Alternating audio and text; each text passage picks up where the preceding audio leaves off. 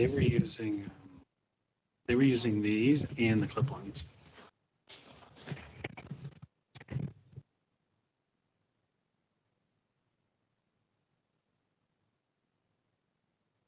Can you hear us now, Dom? Yes, thank you very much. Okay. Hi, everybody. Good evening.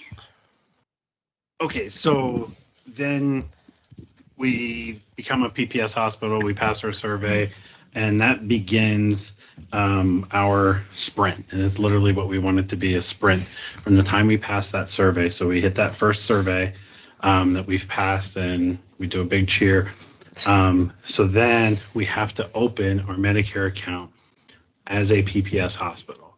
And so we have to go through CMS, ultimately Noridian, which is one of they're called MACs. I forget what MAC stands for, but they've divided the country into regions. Every region, every state has a MAC assigned to it. Noridian is our MAC.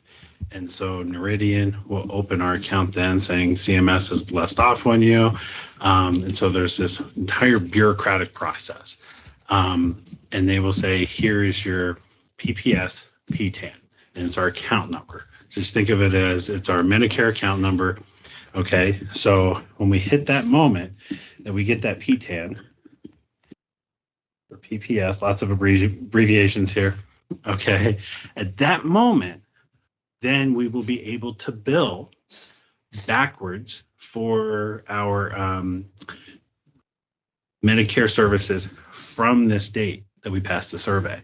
So what's going to happen is our accounts receivable is going to grow the whole way. We hit that P10, and then we'll be able to bill back to this date, and then that'll drop our AR because we'll start getting paid. Okay. Then at that moment, we're gonna do another sprint and say, okay, we have that P10. Now we're going to start the process to become a CA. And ultimately, we have to pass another survey. And so everyone's focused on passing our 2 surveys. The time between getting that P10 and our survey is crucial, that we want it to be as small as possible. And so we then have to pass our account, basically our application. It starts with the Office of Rural Health. That is a federally funded partnership with the state. And they're the first ones that say, yes, Pinedale, Wyoming qualifies for a critical access hospital. And so we'll go from there through the state pieces, ultimately the CMS. CMS says, yes, you meet everything that you can be a critical access hospital. That then turns to CIHQ. Hey, come survey us again. Okay. We're trying to preload that process as much as possible. So then CIHQ comes and does another survey. The moment that we pass that survey, we then are a critical access hospital. We still have no money because what's going to happen is we have to go through this entire process to get a new P10, which will then take, another probably 3-4 months to go through to get our critical access hospital P10. Okay. And so what's going to happen is our accounts receivable will start going up again. And then we get that P10, we'll bill for those services back to whatever this date is. And that's the important date. Whatever that date of that survey is. And then we'll bill and our AR will come down again. Now, there's a real crucial decision. While we're here, we can say, so we're PPS and we've passed our critical access survey. At that moment, we'll sit down again and say, do we keep billing as PPS? Because we need cash. So it is possible that we keep billing the whole way out here, so that way our AR doesn't grow and we get cash. And then once we get our critical access, then you rebill everything. So I've been through that process. You think, oh my gosh, because my account came in once, now we're going to void it, we're going to rebill it, the community is going to go crazy. Surprisingly, having lived through that, you don't get as much pushback as what you'd expect. There will be some, but you have cash. And so you're going to weigh that to say, do we keep billing as PPS? So we have cash coming in the door and then rebill it. And you literally void the original bill and rebill. Or do you hold all of those bills, wait the 3-4 months, and then drop all of those bills? Okay. The two critical time points that, or there's really 3 spots. One, you got to get that PPS PTAN as fast as possible. Once you have that, you got to get the critical access survey as fast as possible. And then you do another sprint to your critical access Medicare account. Again, as fast as possible. And so as you're thinking about cash, your AR during both of these periods is going to go up unless you decide to send those bills out the door as a PPS. We may not have a choice. You absolutely, you may not have a choice. Yep. And that's where you're going to look at the situation and you're going to say, okay, here's where we're at. We have to send them out or we don't stay alive. And so you're absolutely right, Madam Chair. You may not have a choice. Okay. What does the reimbursement look like as a PPS? Like how much was? So from Medicare, it'll be based on the DRG and the definition of the patient's medical need, how long they were with us, and what their acuity was. So probably better than what we do now, but not as good as coffee. Better than what we do now, not enough. And the reason you got to get to critical access, because that one patient, you're like, oh, we got paid pretty well. You didn't have enough patients. Mm-hmm. And that's where there's a perception in the community, we don't have enough patients. They're absolutely right. As a normal hospital, we don't have enough patients. And so while you're paid better than now, there's not enough of them. And that's why when you get to critical access, it's what was your cost because you were here, as we talked about before, and that changes your reimbursement then. Okay? So remind me, we have to have a certain number of patients before we can be surveyed. How many Yes, is so that? that's 20. That is a CIHQ requirement, not a CMS requirement. And so that's back here. So I started Right. at that survey. Sorry. So you're right. Okay. I Yeah. was trying to remember that piece. And that's so they want some basis of being able to say, hey, do you actually have the quality? Have you done what you said you're going to do? They have to have something to look at. And so they've defined a number of 20.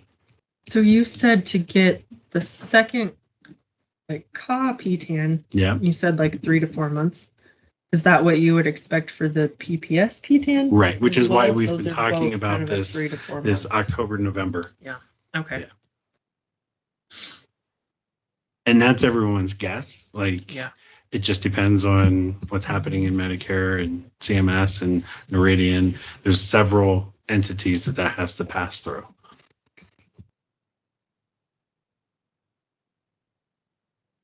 So fun. Yep. Yep. And so the closest thing for us from an experience standpoint that you can relate to is the change of ownership for the skilled nursing. And so that change of ownership and being able to drop those bills. So that That's a took us, while. yes. And it's about getting to the right person that you needed to talk to. That's ultimately where we got last fall, of getting to the right person to clear the hurdle, to get the checkbox on the form to say, yes, you can bill. It's that tenacity that we did last fall, but we can't wait. Who That's- has that tenacity? And So that's whose why job we've- is that going to be? That's why we partnered with Ideally. Ideally. And so we have them supporting us. Mhm. And then it's just a matter of making sure that we're getting all the information. It's like even with our hospital applications, Lindsay and I and Lena have supplied a ton of information and chased it down so that way Ideally could do their job. So the organization has to respond to those requests. Yep. So. And they have been doing a fabulous job, ideally, at Yes. trying to prepare and Yep. have all of these things in place Yeah. as much, to the largest extent possible before we hit those Yeah. checkpoints. So. Okay. Okay. So I just wanted to go through that again, just so that way, it's not a lot. We could do as many times as you want. But I was thinking about, what did we talk about today? What would be a good refresher? And just going through this really important schedule felt like a good use of our time tonight. So, So outside of Medicare, like any Uh-huh. private insurance or private pay, like, Very good we would question. just bill that as so they all want this. They want this number. they all want that number. They all want still. this number. And so if you Okay. think about our Blue Cross Blue Shield agreement that we just did, Mhm, so what they've said is, hey, we understand that you don't have this number yet, mhm. so this is where we've used Andy Working, and he, not necessarily to Blue Cross Blue Shield, but to some of the payers, he's very bluntly said, do you want us to turn away your members? And of course, for non-emergent care. And so, of course, the answer is no. And so that's why they've done these 1-year agreements with us. So that way we can still bill. there. They've asked for our charge master, Mhm. and that way we can still bill until we get this PTAN number. Okay. And yeah. So, Now they might still can give bill us, some. like, I'm anticipating some pushback. We have to get through their credentialing process. At least we've started to take the first correct steps. So mhm. that way from open until we get this PTAN, we can build them. And then that's some cash coming in that helps. Mhm. And that's from open, not from Correct. survey. Okay. Since we have a few extra minutes in this conversation, if we step back a step further, talk to the rest of the board about the steps that have to take place to get to open and the licensure and all of those things that have the DEA license and all Yep, of those yep. things that have to fall in place prior to open. Exactly. So the first hurdle that we have is construction. And they're saying you've built a building that is good enough to be a hospital. It's the only thing they're looking at. This building is safe and meets all of the definitions necessary for a hospital. So they pass the baton to the licensing office, and they issue a provisional license. This file is ready to go. I've spoken to Tammy Schmidt, and that file just needs that. That's what took Packet. place last week. They just need that packet to say, yep, this is set. And so everything's there. They've reviewed it. And so once they have that construction sign off, then we'll have a provisional license. That then sets in motion getting our DEA license or number.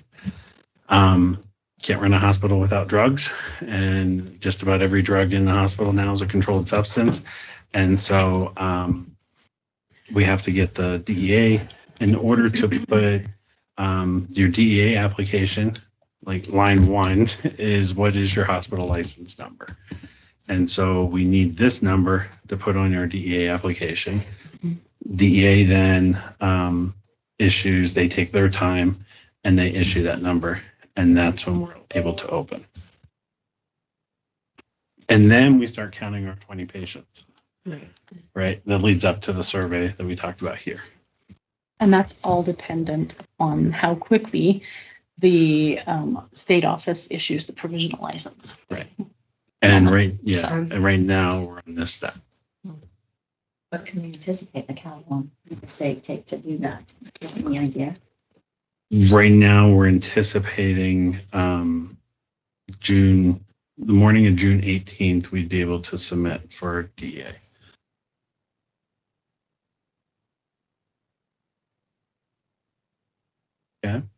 25 to 26 days was the answer they gave. Okay. 25 to 26 Okay. days, literally, in the email. Okay. Weird number, but Okay.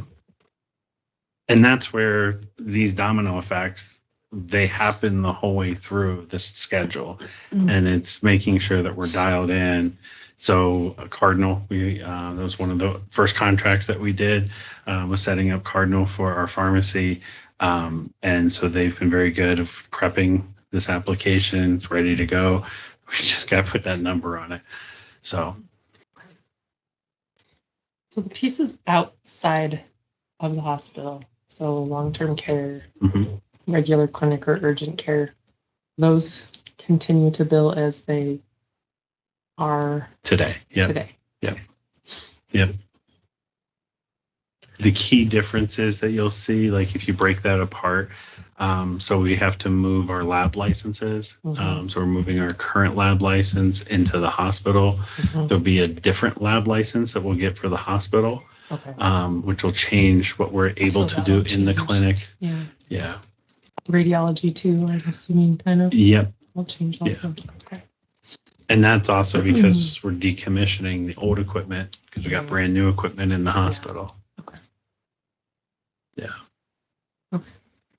Yeah, there's many other licenses and pieces. This is kind of our critical chain. Mhm. So like the pharmacy has to go through its own pharmacy license. The lab has its own lab license. So, but this is the critical chain, so to speak. Just a game of dominoes. Yep. So when will we know? 25 to 26 days, supposedly. Like, I guess, when do we know if we're going to make July 1? And what happens if we don't? We'll have more conversation about that later tonight. Okay. Fair enough. It's like the $1 million question right at the moment. Okay. Literally. Literally. Quite literally. Okay. So I just wanted you to have kind of that baseline understanding, especially of what this fall looks like, especially as it relates to our cash flow. Like, because ultimately, this moment that we become critical access, that survey date, that is when we are a critical access hospital. But we're not out of the woods yet. We got to get that Medicare account open, and then we can take a breath once those payments start coming in. Okay. So, okay. Thanks, Greg. Thank you. Thank you for the information.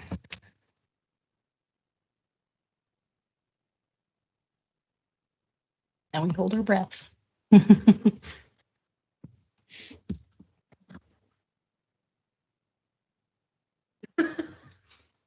No.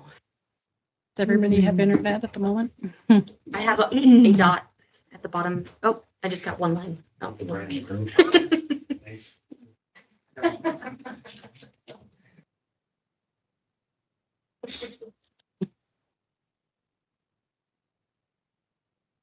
Yeah, this is going to be a challenge tonight.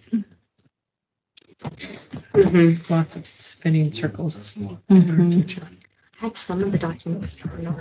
I know. I have When I like got to a 101, I couple still- stopped. I still have a couple pulled up as PDFs, but I should have opened everything on the computer. Now. Oh, I yeah. mean, I did, but then I closed it.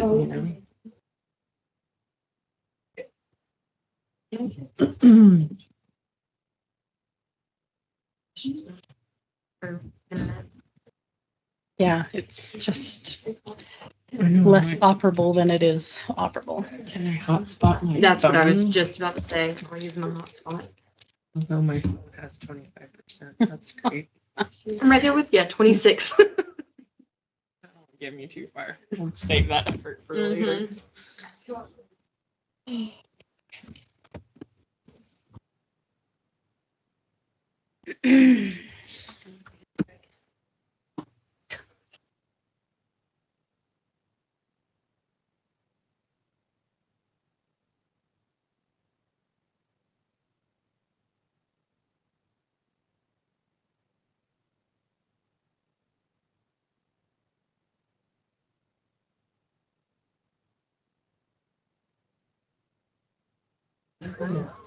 Yeah. I know, I don't Did even. everybody say that too? Yeah, it's really. There's no one. Like one or two. Well, at least we're all in the same boat. That's the only Okay. piece we can Yeah, find. We're all in the okay. same boat. Did everyone review everything? Yeah, I mean, we did. It was not so much this Yeah. time. I know, I was like, I went to hear it and I Credentialing. was like, wow, I'm gonna be done early tonight. That's what weekly meetings will do for you. Right? There's There is that. Spread it out a little bit. Yeah, it is helpful in that respect.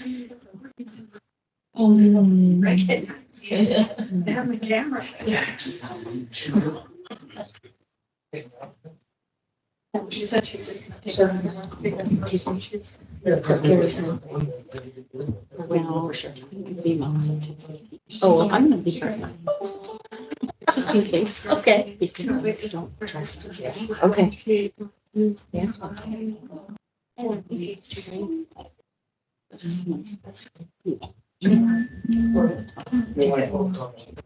Sounds good how it goes. You said to get there at 9 o'clock. No, we're supposedly on the agenda at 10:15, but I'm gonna be there at 9 or very shortly thereafter.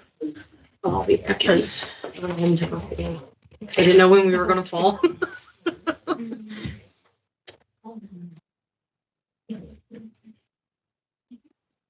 Is Jameson gone? I think he must be in Colorado still. Mhm. Is he back to work? Is that- He's in Colorado. Well, that's good. Yes. See, he seems to, it seems to be good for him. Yeah.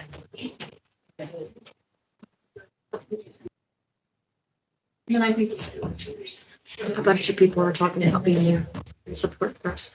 So what are we doing? 9 or 10:15? I'll, Maybe Carrie can give us. It went away. oh, sorry. Um,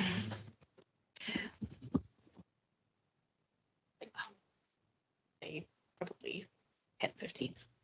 So.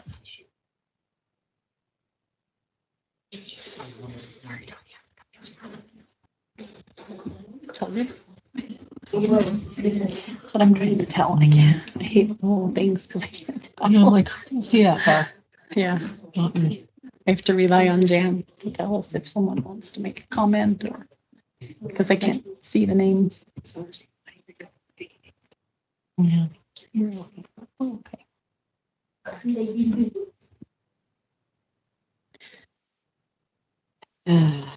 Anybody need a pit stop before we start?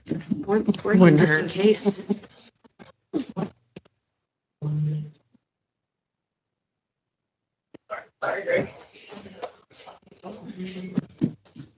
No.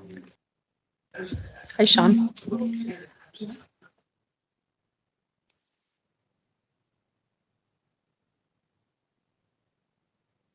Mhm. We talked about that, but worried about battery. Oh, yeah. I don't.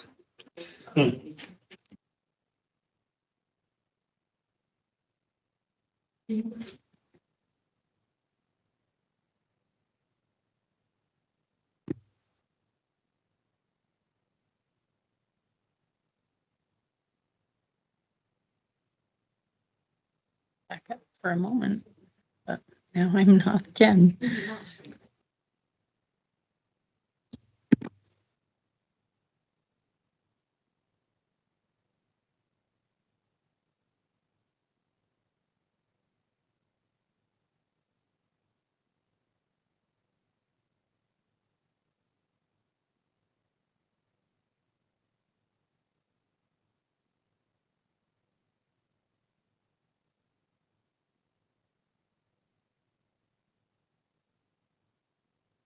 Super service.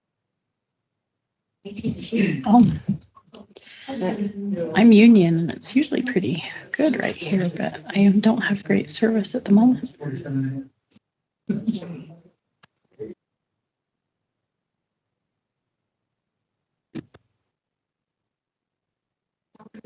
Service. That's some.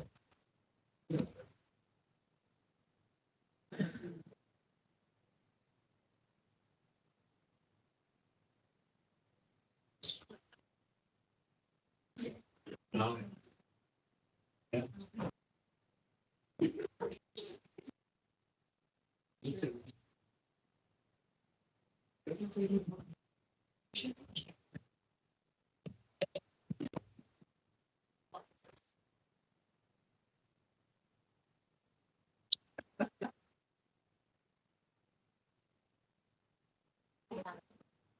That's the only thing I'm wondering if we aren't able to get on the budget resolution. That could be Which one? tricky. The budget resolution. I have You it. can- I did. Good thinking. Oh, you're the lifesaver of the meeting tonight. I Go don't for a have second. everything. I got way too fast. Select a few.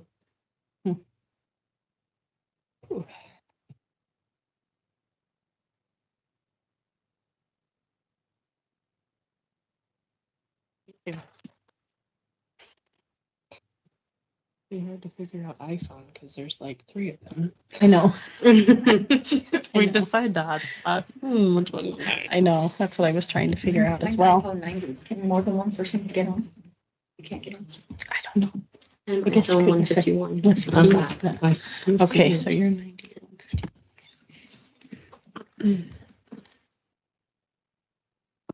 The elimination tactic.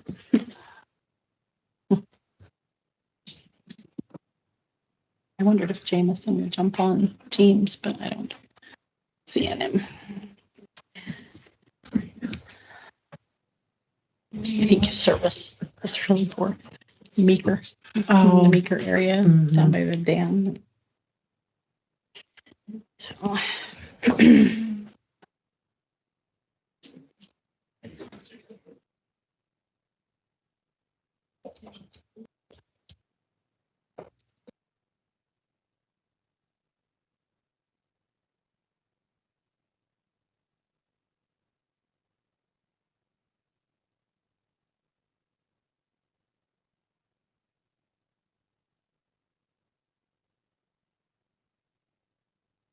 good.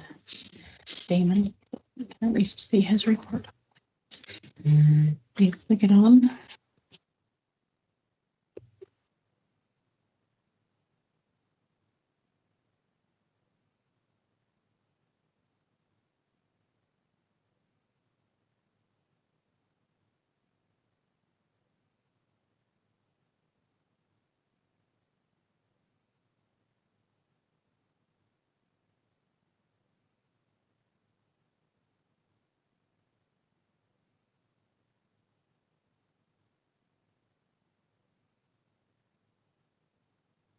Okay, it's 6 p.m. I'd like to call this meeting to order. Thank everyone for joining us this evening.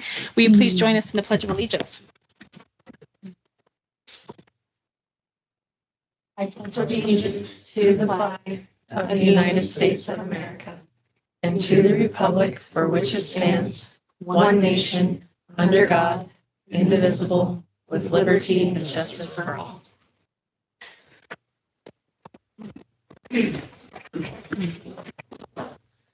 All right, thank you.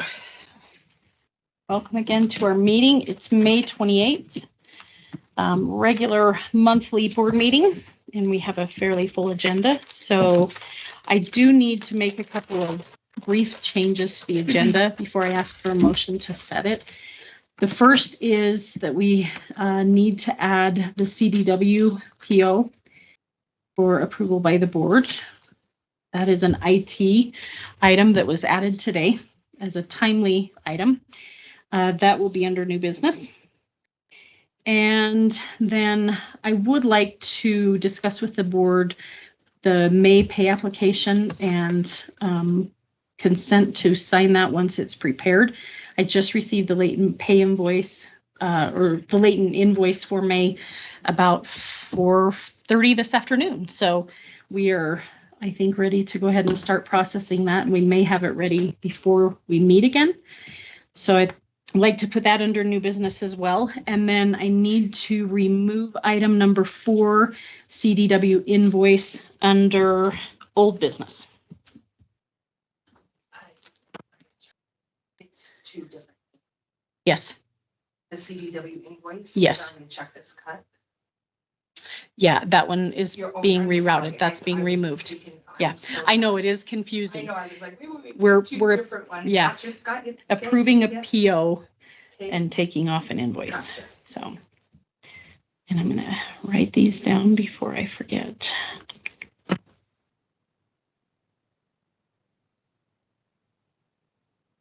And for those of you who are on Teams, pardon us if we're a little discombobulated. We have no internet, so all of our documents are inaccessible at the moment. So we'll try to bumble through this as best we can. Does anyone else on the admin team or board have any additions, requests for changes to the agenda? Okay. Would someone like to make a motion to set the agenda as amended? I would move that we set the agenda as amended. Thank you, I'll Kenda. second. Thank you, Taylor. We have a motion and a second. All in favor, please signify so. Aye. Any opposed? Motion carries. All right, first item on the agenda tonight is policies and job description. We have consent agenda with just one policy in it, and that is the appraisal of practitioners. Has everyone had an opportunity to review that? It's the only thing I have pulled up at the moment, so. Madam Chair, I would make a motion that we approve the consent agenda. Thank you, Ashley. I'll second. Thank you, Kenda. We have a motion and a second. Is there any further discussion, questions for the admin team? Okay, all in favor, please say aye. Aye. Any opposed? Motion carries. We then have multiple meeting minutes. April 23rd, 2025, our regular meeting. April 30th, special meeting. May 7th, special board meeting. May 14th, special board meeting. May 21st, special board meeting, to include several sets of executive session minutes that I'm not able to verify the dates on at the moment, but I believe there was an executive session for almost all of those, if I remember correctly. So, did anyone? Thanks. Do you have plenty of battery? Okay, thank you, Nathan. All right. I would make a motion that we approve the meeting minutes from April 23rd, April 30th, May 7th, May 14th, and May 21st, including executive session minutes for all of those meetings. Thank you, Ashley. Motion by Ashley, I'll second. second by Taylor. Thank you. Any other comments? Revisions, questions? Okay, all in favor, please say aye. Aye. Any opposed? Motion carries. All right, at this time, I would like to open the floor up for any public comment. Anyone in the room or on Teams who would like to address the board?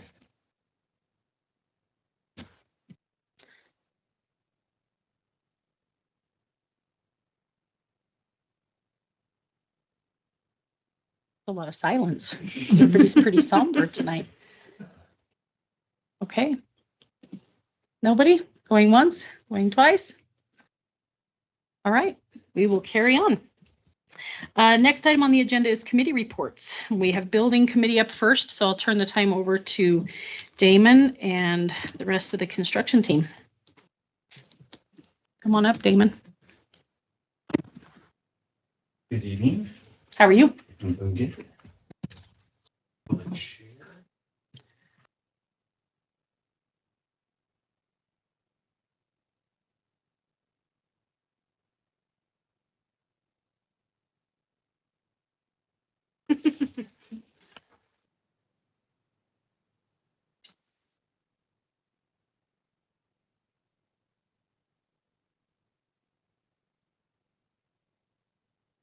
We will go through an update for May.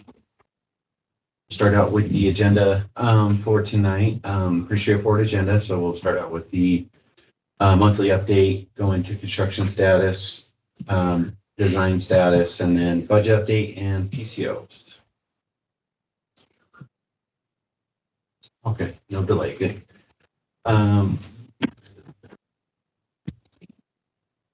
Okay, we'll start with the May monthly report. Substantial completion was last Friday, May 23rd. So huge milestone for the critical access hospital side.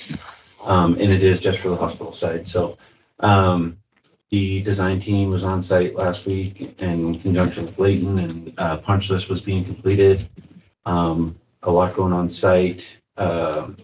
Also, the Department of Health inspection was last week, last Tuesday. Pat Davis was on site, did a walkthrough, a very thorough walkthrough, did compile a list of items that he needed completed. So the team is not only working on punch list, but working on the Department of Health inspection list as well.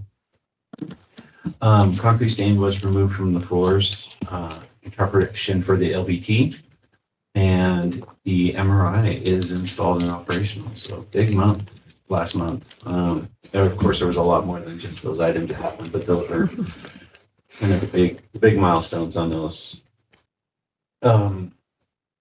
The anticipated the current budget is $77,386,000, and project contingency as of tonight is at $588,866, and we'll get into the detail on that a little bit.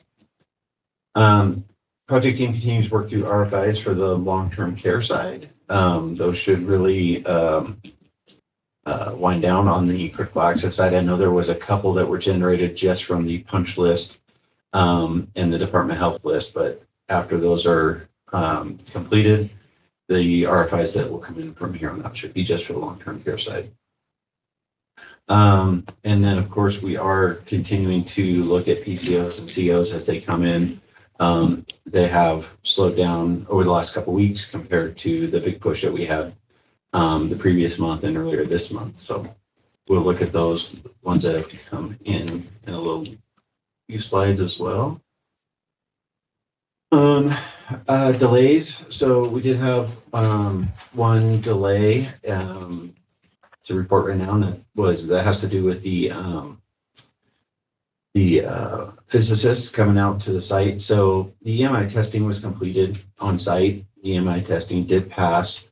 However, Hologic will not ship the mammo unit out to the site until they receive the EMI test report. So that test report was sent over to Hologic, and they have shipped the mammo now. So it will show up on the afternoon of June 2nd.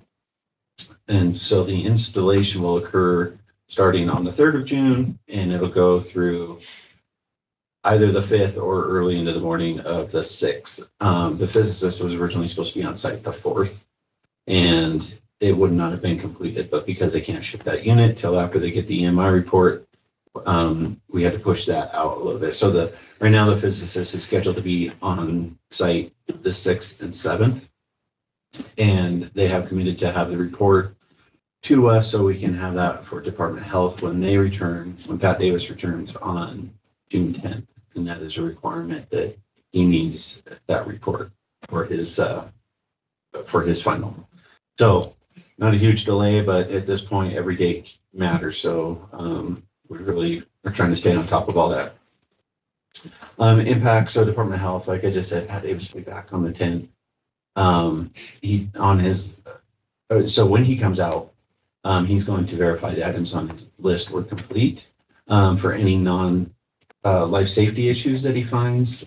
When he comes back, if he finds any non-life safety issues, then a plan of correction has to be written, and then there's like a 60-day time frame to get those corrected. So that does not impact the final for Department of Health or anything like that, but we do have to follow through the plan. The potential impact is that Pat Davis comes back and he does find an additional life safety item that he did not have on his previous list. That's when it's going to start impacting our schedule, and we'll have to have bigger conversations if that happens.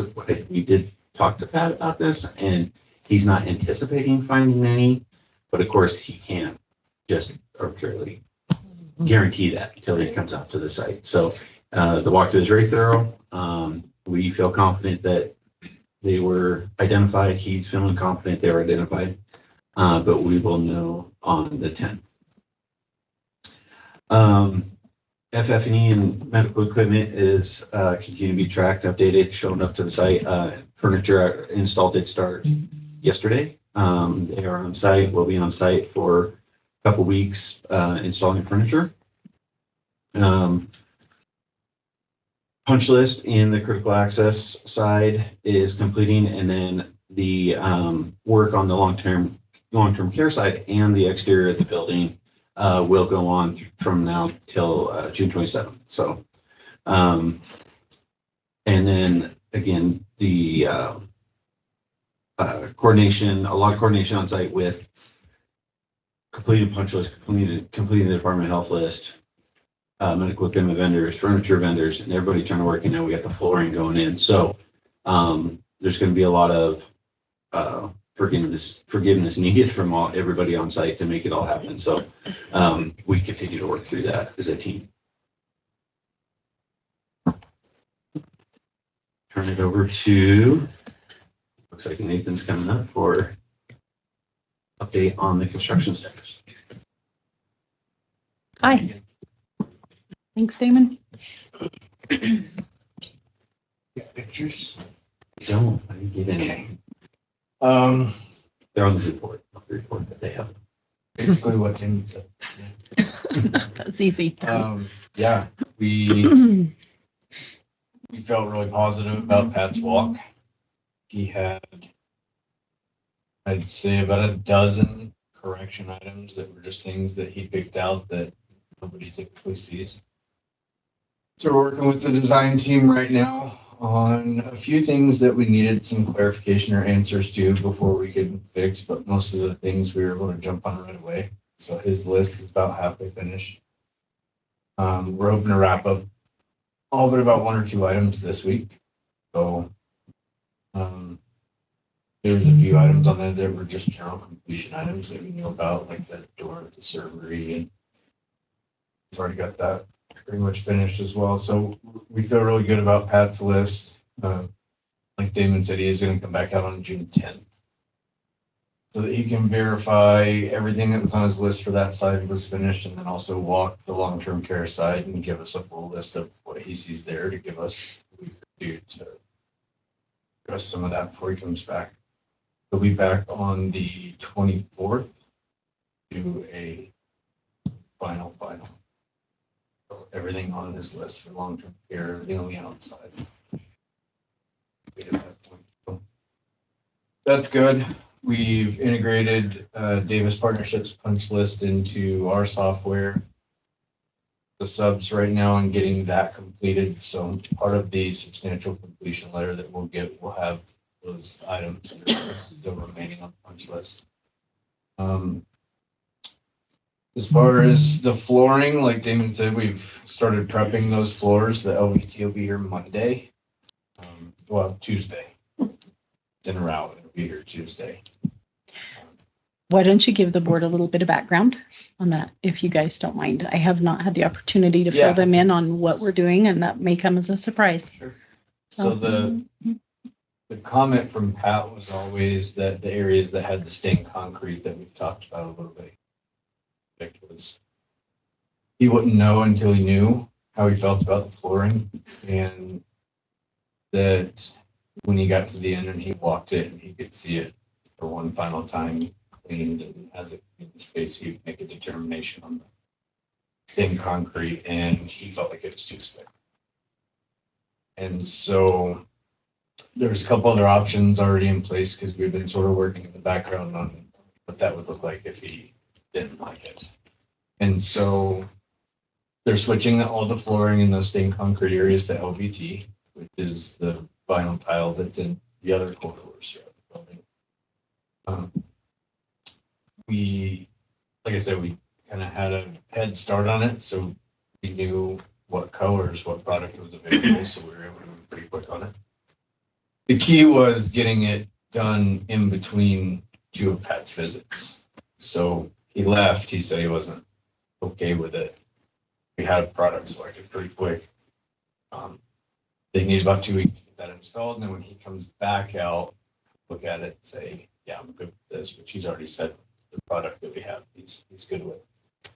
So they're in the process of that right now. They sand all the stain off the floor right after we final cleaned. So they sand all the surface, they get it back down to the concrete, they prep it for LVT, go back and put LVT over it. So a couple additional details on that. They were gonna sand the floor anyway at no charge to the district because the stain that went down, Leighton and everybody else did not find it was acceptable their first go at it. So they were gonna have to come back and do that and reapply the stain. Everybody felt it was a good opportunity, especially with Pat putting it on his list, of course, too slick, that we would take advantage of that and put in LVT, which, so the district got full credit back for that stained flooring. So there's no cost to grind it, and you got credit back for the cost that you paid originally for the stain. And then Leighton was able to negotiate about a 50% discount on top of that for the LVT to go in. So you're probably paying about 20 cents on the dollar to get that LVT. Cost was gonna be $8,000. Yeah. And it will be a better product for the facility long term for everything, for durability, cleaning, slickness. Infection control. Just about it, yeah. So, Yeah, it was a good team I think effort. that turned Thank you. out in the long run to be the best possible scenario. So we're moving forward with that, and that's the court orders in long-term care too. So both sides that had the stained concrete, now going to be LVT throughout. So we were able to work with them. I think they really didn't want anything to do with restaining it either, so we took the opportunity to switch.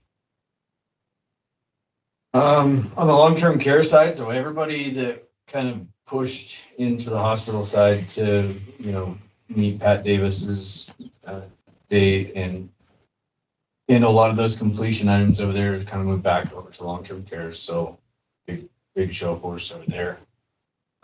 They've got a couple weeks left to get that basal ceiling in that came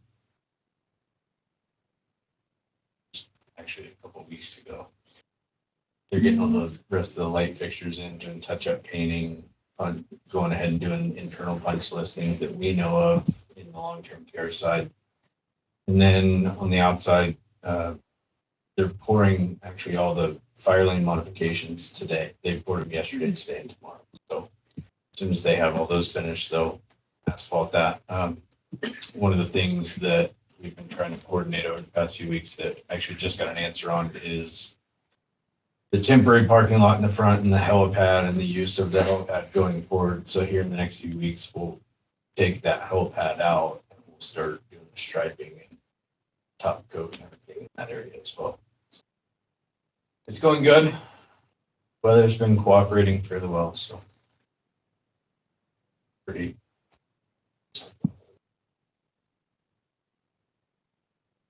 Good things. A lot of good things happening, right? I also have the, saw I sent it just a little bit ago, but I have the, our mechanical. Change ready to order. go. Okay. And I told Melissa that in DocuSign. Try to get to him tonight, get him sent off. Thank you. Yep. No question? I don't think so. Thanks, Nathan. Yeah. Appreciate the information. I'm not sure if John Seward made it on. I was trying to forward him the link. I did. I'm Okay. on the call. Can you hear me? Yes. Sorry, Hi, John. you can hear me? Hi. We Hi. can hear you. Yes. Yeah, thanks for joining us. First of all, my sincere apologies. I am at Marbleton right now in an empty parking lot. My invite showed Marbleton was a location, so sorry about that. Oh, no. My apologies that you're in the wrong spot. Oh, it's fine. I'm glad I was able to call in though. So yeah, I think Damon and Nathan covered a lot of what's going on. Not too much more to add. There was a group from Davis out last week, of course. It was Ann, myself, and Tanya. We were out last week for about 3 days to do the punch walk for the interior of the hospital and take a look at everything else going on. We were able to meet with Pat Davis, which was good. I think it's the first time we've seen him in person. I'm back this week. And I think we've been working hand in hand really well with Leighton and the Sublette group to tackle all the items that Pat Davis came up with. And we're finding solutions and trying to get things done along the timeframes needed with his future visits. We've had very few to no submittals the last month, which is to be expected at this point. A few RFIs, and then of course we had a fairly good batch of RFIs from Pat Davis's visit, which we've been working through as a team. And yeah, we're just working to get all those things solved and get the project done on time. We'll be back next month at the end of June for the LTC side of the project, as well as just completing out the exterior of the building. I won't be here for that. I'll be out, but there will be people from Davis on site for that. I think that covers everything I need to cover. Do you have any questions for me? Questions from the board? So, okay. Thank you, John. Appreciate the update. And again, our apologies that the location showed wrong for you. Oh, no, it's my apologies. I really wish I was there in person. Well, thanks for the update. We appreciate your time. Okay. On to the budget update for May. So we'll start with contingency, like I showed on the first slide. Contingency dropped quite a bit. We had a couple big change orders that came in over the month. So it is now at 588,866. Right now, so things are changing very quickly. If you went into the queue right now, the anticipated contingency usage is actually higher than 796 because since I actually did the monthly report and got it over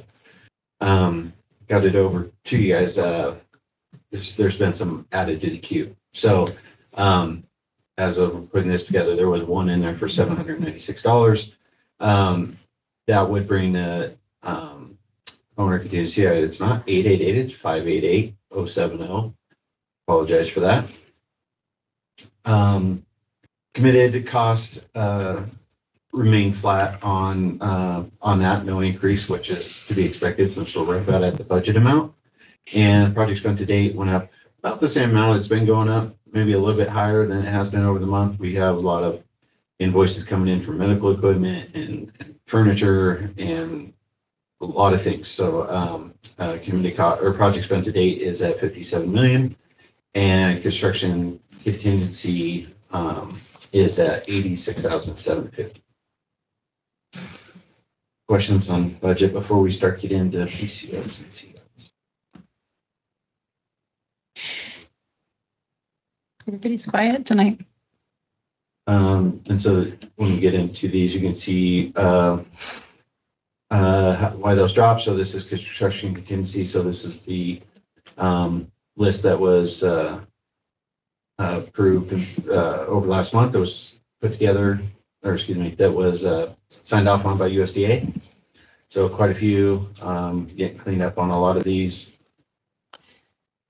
And then these were all in the report too. So if you guys need a second, or I don't know if you had a chance to review them yet, I can answer any questions you have on any of them as well. And then we go into the owner PCOs, and you can see those couple of big ones in there that cause that decrease in contingency. But these are the ones that were approved by USDA up to this meeting as well.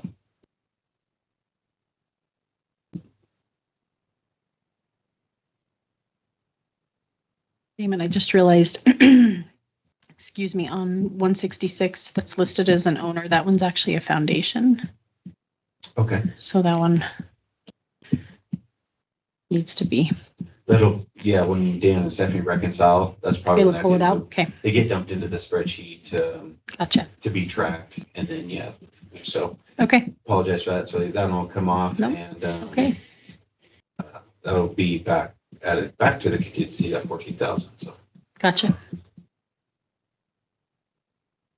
What is the backbone from TDR to clinic? What is the backbone from TDR to clinic? Yeah, What's so that? that is your main fiber optic cables that go from the clinic that is servicing now what we're calling the main IT room for the Mhm. hospital. Mhm. And then that branches out to the kind of the not main IT rooms. So that is to get that backbone cable over from the one side to the other. Brett wanted the two buildings to be able to talk to each other because of Mm. the information and things that are in the clinic Right. IT room already. The new hospital is set up to run independently of the clinic, but there is a need because of some of the imaging equipment. Right. And some of the servers. But that and needs stuff to- have, that they need to be able to talk to each other. So- Yeah, makes sense. Okay. Thank you. And I've got, so just like Damon said, your contingency numbers have some other stuff in them. I've got some stuff that's out as well that'll affect me a little bit. So that 86 numbers, same thing. It's not yet on the money. Changed a little bit of some of the stuff. Living document, for sure. Moment by moment. Yeah. Any questions I can answer for anything on the project? Hey, John brought up a good point, or John, sorry, brought up a good point about the flooring too. Do you want to get them a rundown of what we're doing in the bathroom? Oh, yeah, so the bathrooms will be, the stained concrete came off. There was a few bathrooms in the facility that had stained concrete, so that got ground off as well. And instead of putting in the LVT that is going in the corridors and the main spaces, there's too many seams and gaps in that create not a sanitary condition for a bathroom. So we have to go with basically a rolled sheet good that you typically see in a bathroom. So it's a vinyl sheet good, and it'll go and it seals to the wall where the wall and the floor meet. So it creates more of a sanitary condition. It doesn't have any seams in it, and the seams it does have, it usually has one or two seams in it, but they weld those together. So there's nothing that can get down in there and not be clean. So a little bit different flooring in the bathrooms themselves, but it'll be correct when it's done. Thank you, Damon. Any other Anyone questions? have questions? Thank you for the thorough report.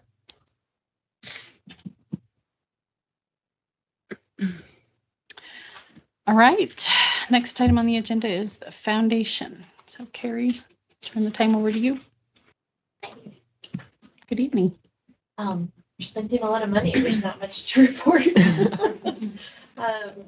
The Helmsley final deadline was extended, which is great. We need a final report on that. And the art committee has started collecting the artwork. We've had about 55 pieces of artwork dropped off. We're squirreling them away in one of the apartments that the district owns, because we don't have any place to store anything. But the committee is planning on installing the artwork in the critical access on June 16th, and then doing the skilled nursing on July 14th. So they're going to volunteer their time to hang it all, which is really nice of them. It's a lot of artwork. The donor wall is supposed to go in around June 16th as well. And the playground is supposed to come in. The plan was June 9th. The week of the 9th. The week of the The 9th, week yeah. of the 9th, yeah. The sanctuary, Sharon Ziegler's excited to do the stained glass. She's just waiting on the light box to be installed so we can measure that. Be sure it's exactly right. So. And like the building committee said, the MRI is done, which is great. So it's a big thing to type. The outdoor living space had the budget for the landscaping and all that stuff, but not the furniture. So Don gave us a list of furniture that they wanted, and the foundation approved paying for it. It's about $16,000.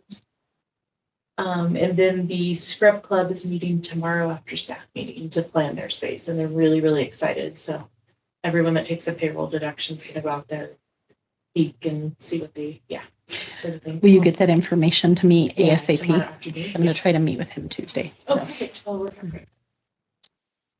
So that's Scrub Club. The ventilators, Enterprise sadly approved it locally and denied it at the corporate level. So I know. So instead of 3 ventilators, we're getting 2, but we still have those $18,000 donations from Urban and Williams. So just 2 ventilators.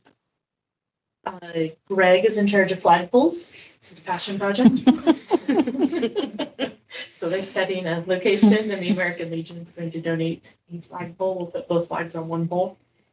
And then Ann Noble is almost done with the historical displays on the midwives and the doctors, which is really exciting. So she's going to get that. Financials, we have $675,000 unallocated.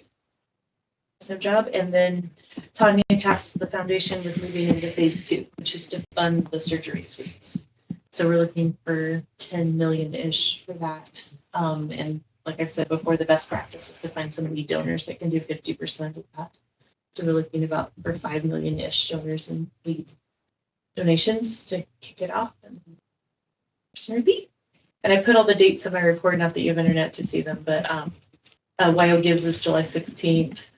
We'll still have Boots and Scrubs in September, and then we'll do the Pinedale Hawk Marathon Race to Raise September 12th. Do you guys have any questions for the foundation? Okay. Thanks, Carrie. Thanks, Carrie. Thank you, Carrie. All right. Next item up is leadership reports. We have a finance report first, Mr. Brigner. Yes. The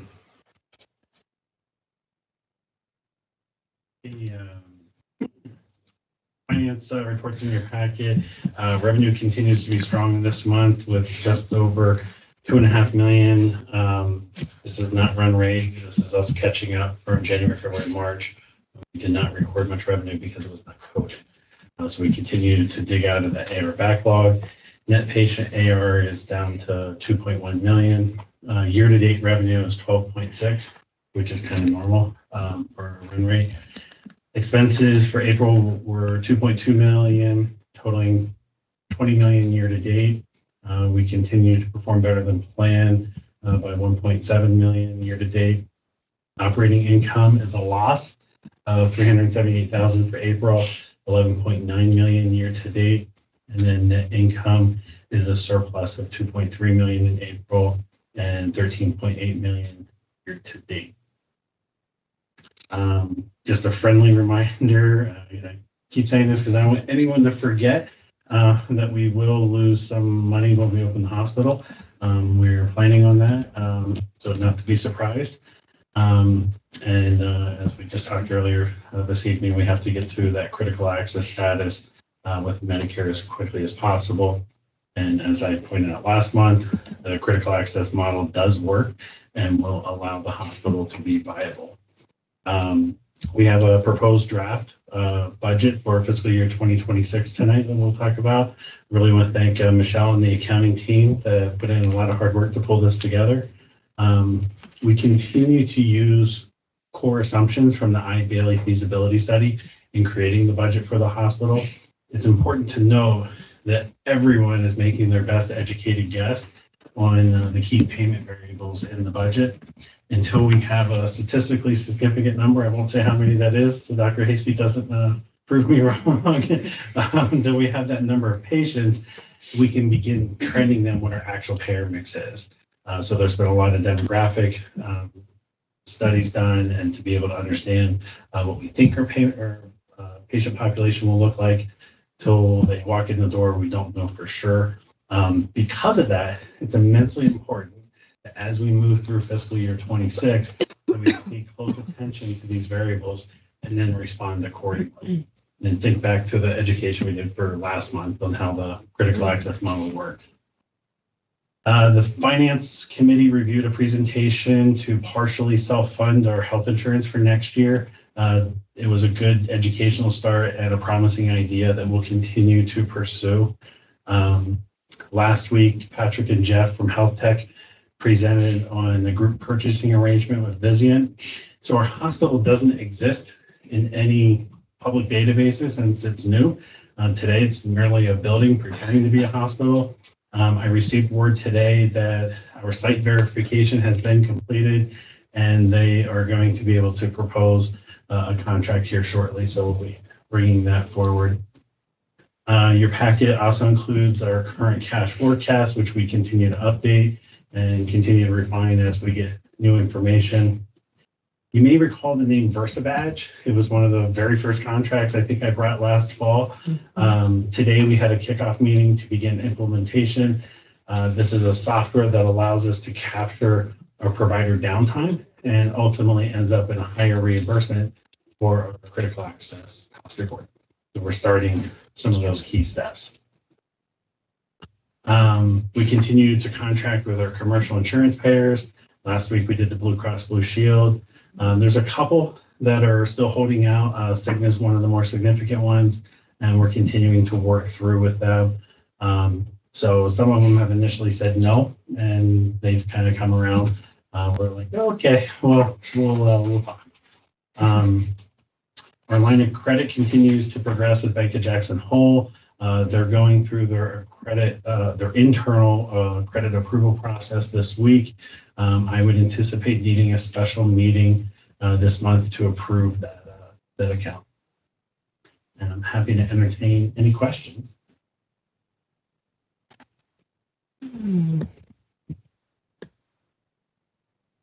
Questions from the board? I think I'm still just soaking it. There's a lot of Soaking it information. in. There's a lot of information.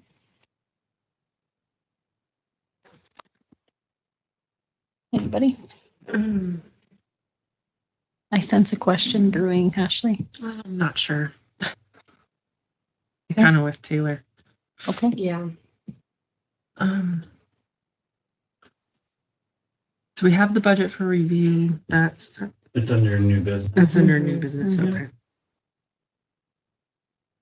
And we approve that next month, technically, right? Correct. Okay. Okay. It has to be presented twice. We send this draft to the state, Mhm. and I believe the county as well. Okay.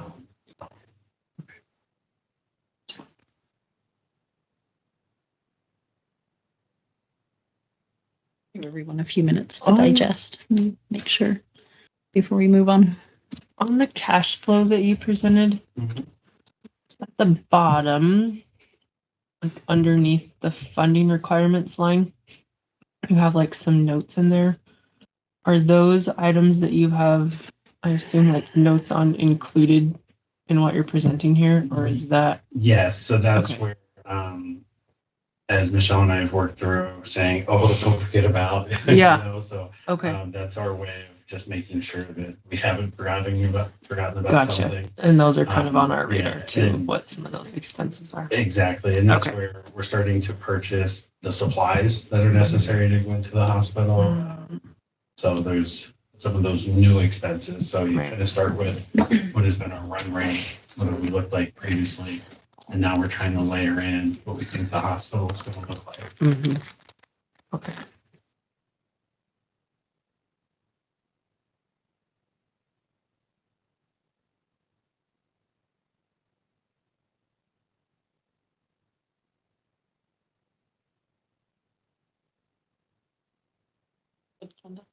Questions? Ashley? I don't think so. Okay.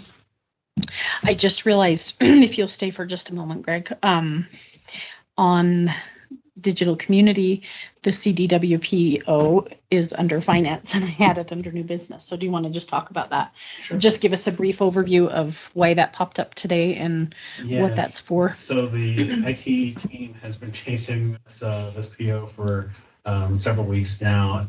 It's gotten to a point where we need these licenses for this purchase to turn on the virtual servers that a lot of the hospital systems are going to run off of, specifically MindRay, I believe some of the pieces within the imaging department as well. And so this purchase is licenses for Microsoft licensing that we need in order to turn on those servers. So this is, we've been pushing, and it came through today. So I'm grateful to the board chair to add this to our agenda tonight, so that way we can get these servers turned on and get those systems up and running. So is this like a yearly cost?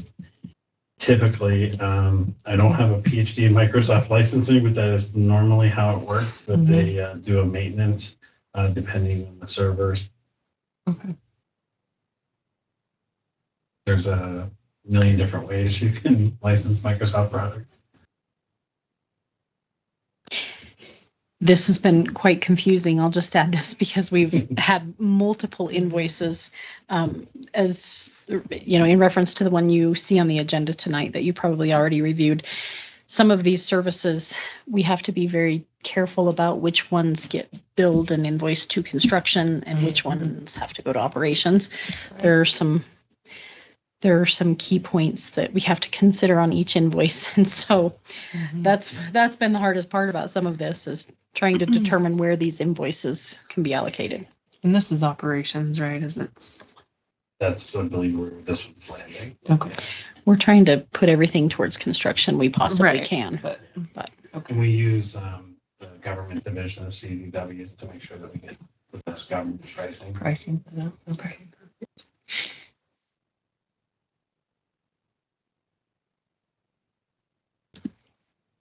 So what we need tonight from the board is an approval of this purchase order, basically, the quote, and then we'll get the PO signed and rush it through as quickly as possible. Get this server turned on.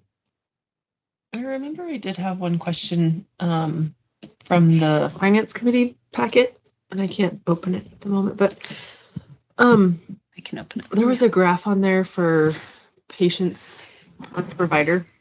Okay. Thanks.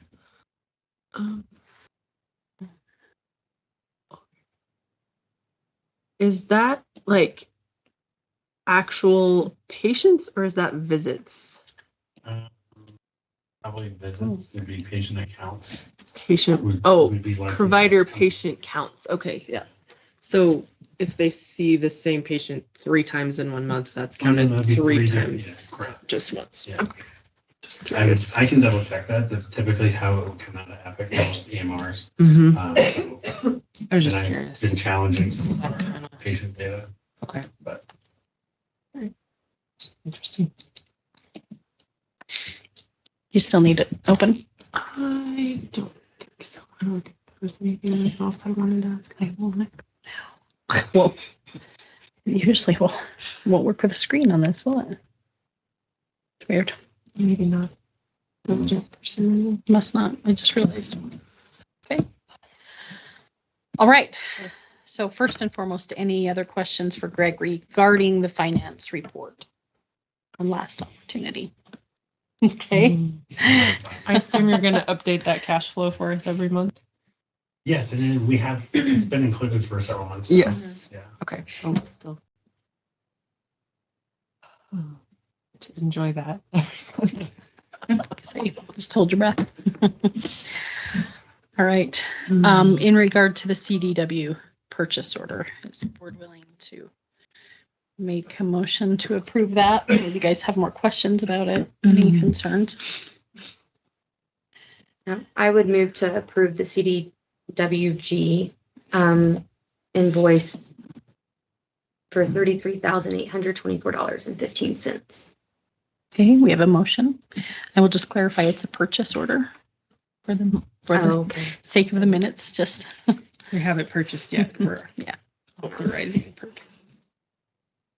Second. Okay, we have a motion and a second. Are there any last questions about that? All in favor? Aye. Any opposed? Motion carries. Thanks, Craig. All right. Let's see. Operations. Miss Bond. Please. Please don't call it. Kayla's joining us tonight. We have Kayla And Christy. and Christy both. As you know, I do like to spotlight some of our, all of our department heads, of course. Very but on a good. rotating basis. So they'll give their updates, but I have a few notes. We had a Casper trip. So it was in nurses education or nurses educators. So Christy and Vicky went, represented us there. And then Teresa Lindenmeyer from HR, she and I sat at the table and recruited. But we did have an excellent turnout, lots of great interest statewide about what we're doing here. And it was just great to talk to a lot of the nurses there. So I met with the Casper College president, Dino Madsen, and the head of health science, Brandon Bergener. As we have an affiliation agreement with Casper College, I wanted to expand that. And Sharon Roosh has been a great contact with Casper College. And so I went and met with them. They are phenomenal men, and they want to help us educate our current staff. So first, several different departments. So EMS, lab, imaging, and nursing. And so what that looks like is they build out cohorts for us. We get to keep people in Pinedale, in Sublette County as much as possible. Have clinicals, do a lot of in-house education so that they can grow in the ranks of their own department. So it's really great. They're actually working with BJ right now to start an EMS class in the fall. Why that's so important is because they can lead our staff all the way through paramedic, but the onus is not on our staff to not only cover all the shifts, as you know that we're a little tight with staff, but then to also have to train, which they're also willing. Jen Adam is phenomenal with doing that. But so that way they can cover the rig, and then Casper College can come in and help educate them in Sublette County with a little bit of time at Casper. So excellent relationship with them. Speaking of EMS, BJ has really been focusing on recruiting. I love talking about him behind his back or behind my back. And he's doing a great job. So I think we've got 3 open spots, but we've got a lot of PRN activity and a couple full-time. So we were, I think it was last month or the month before, I was pretty nervous about that. But of course, like everything, it always ends up working out. So medical equipment training is the name of the game, the name of the month. It's our biggest focus per department. We've got brand new equipment, obviously. And so Lena and Damon with the Klosh Group have been just absolutely amazing in figuring out that whole schedule, and then all we have to do is show up. So kudos to Lena. Thank you very much. We have a lot of new hires, but a couple that I wanted to introduce, they're not here today, but Susie Hopkins is our pharmacist. She comes from Cardinal, but she's local. And so she's just an excellent fit with the organization. A lot of people know her. She started last Monday. And then Holly Hansen is going to be our nutrition services director, and she starts next Monday. She'll work with Vicki Seymour. I know that they're going to be a great team. Vicki's going to help her learn Sublette Center, and they're going to partner together to make that department very robust. So very excited about that. And then we've really been focusing on emergency preparedness and survey. And so we've got Kimberly Irvin and a couple other helpers walking around. We were doing ice cream. That's a depreciating asset. Greg appreciated that term. And so we went to candy. But so they play the candy man and they start quizzing all the staff. But that's obviously the thing we have most trepidation about is survey, because it's one day and we got to nail it. And so the staff have been super resilient and helpful in making sure that we're prepared as much as possible. So I'm going to hand it over to Christy, and she's going to give you a report on everything that she does. Just a reminder, she's Sublette Center's Director of Nursing. She's our Quality Director, and she oversees HIM, Health Information Management, compliance, and also, that OCHID build. She's our main project manager for that too. So if you're not too tired, could you come see? Hi, Christy. No. I'll just give you an update on press ganey for April. Our top box scores were 85.4 and 85.6 for urgent care and hard care. Doing good. Our grievance program is still thriving. He loves it. So we processed 3 grievances for the month of May. Our event reporting system, we've been tweaking some things, but it's going great as well. We're finding a lot of workflow issues. that we wouldn't have known about had we not implemented the event reporting system. So doing things as we go. Ocean, everybody's favorite topic. It's going good. So the build part is pretty much complete. There's one more department that they're actively building, and that's the Sublette Center for the providers to document in. We started building templates for the clinics, for both the clinics. So we actually have live templates now in Ocean Epic. All the end user training has started, so all the departments have started actually training within their department in Ocean Epic. And then with that, we've also started testing as far as in the clinics, all the workstations, all the printers, and whatnot that we can test now. And then once we can get it to the hospital side, we'll start that right away once Brett puts in all our workstations. So big projects. Everybody has really stepped up to really help and build their department. So kudos to the whole staff, really. Dress rehearsal will happen the week before go live, where we kind of do skits and we actually get into the system and we start a patient from the minute they walk through the door and all the way through into inpatient and discharge. So lots of new processes. And Kathy and Kimberly, they're doing their awesome job at working with each director and getting them ready on their binders on their CIHQ. Lots of exciting stuff. Exciting times. Saw somewhere that like my chart won't be available for the last 30 days. So starting Okay. June 1st. So patients can still access my chart and they'll always be able to access my chart. The Sublette part of my chart will go away, but because it's through the University of Utah, you'll never lose that data. You'll just have to log in through the UU website instead of the Sublette website. Okay. And then starting June 1st, patients won't be able to message their provider any longer because they wanted to, per Epic, it's best practice to shut that off sooner so that way messages don't get lost at the transition. Okay. So you can still access your old records, but they won't transfer to like the new system. So you have to go through an old one. Yeah. How does that work? Like, I don't know what the laws are in the state of Wyoming. I should, like, you own your own medical records, right? So can you request those and then import them, or is that a thing? Or Yeah. no? So we're still. It sounds like a pain, but Yeah. So there's a lot of stuff that is scanned in with the University of Utah Epic. But all of the data that's not scanned in with the UU Epic, when we go live with Ocean Epic through Care Everywhere, since it's Epic to Epic, all that data will be able to be pulled into your new Epic chart. And then anything that was scanned, like let's say a power of attorney document or an old EKG, our providers and nurses will still have access to it, and same with medical records will still have access to our University of Utah Epic to be able to print that and rescan it if we need to. So that access doesn't go away. We don't lose the data because you're right. Per law, we have to have it for 7 years for adults and minors up until they're an adult and then 10 years after. So. Okay. It's a good workaround. Yeah. Yeah, we'll go.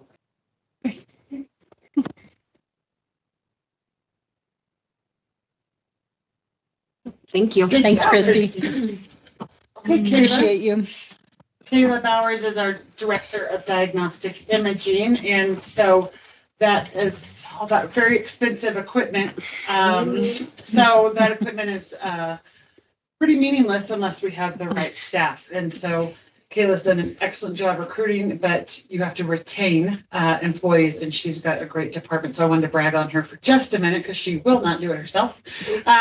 But she's building a really great group of staff, and we're just so lucky. So just awfully thank the world of you, Kayla. New addition to the staff is Tina Tabler. She was our imaging receptionist. She started with us April 28th as full-time. Her duties include answering the phone for the department, providing patient reminder phone calls for our department, scheduling, of course, and obtaining authorizations.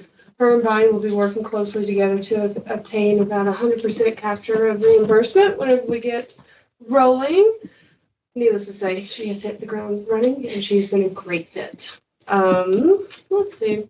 Staffing wise, we sent out another offer letter today to backfill behind our open position down in Marbleton. Hopefully they will accept and start ASAP. Currently, we have 3 FTEs, including myself, covering Pinedale 24/7, and then covering day shift in Marbleton as well. When She's actually not awake right now. no, I'm actually on call right now, and I'll be headed there as soon as I get done. So currently, or we will be going to a staffing model of every 3rd weekend is how we're going to do it for Pinedale, and then 2 nights a week, roughly, approximately, give or take. Depends on the day. Some big projects been working on has been a couple contracts, and one of them's regarding PACS system, and the other one is regarding our medical directorships with the radiologists, since they are the medical directors of our department.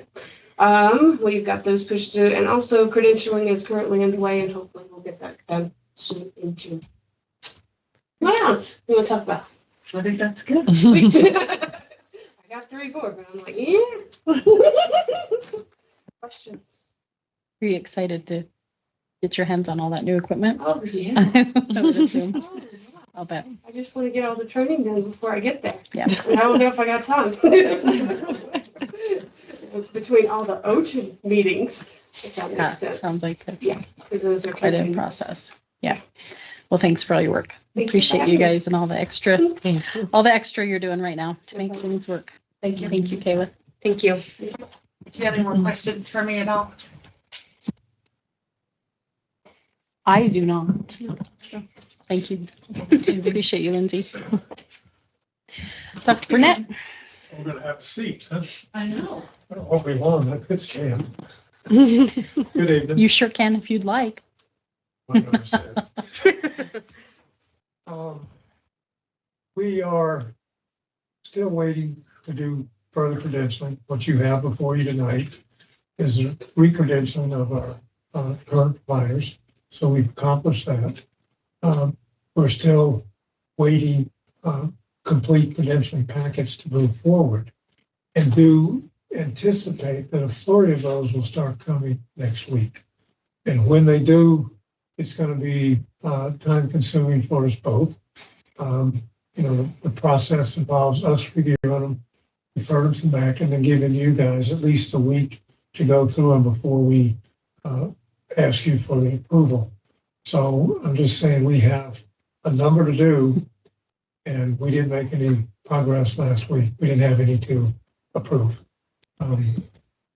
So I anticipate we'll be having weekly meetings, and you will have a lot of reviewing to do, and we'll be having this discussion hopefully every week now, because it literally takes, as you know, probably 2 weeks for us to do our job, and then you have time to do your review and then do your approval. So we're running out of weeks. So hope to get moving fast. Curious next week. Fair warning. Huh? Yeah, and that's really all I have. There's nothing new on the provider front.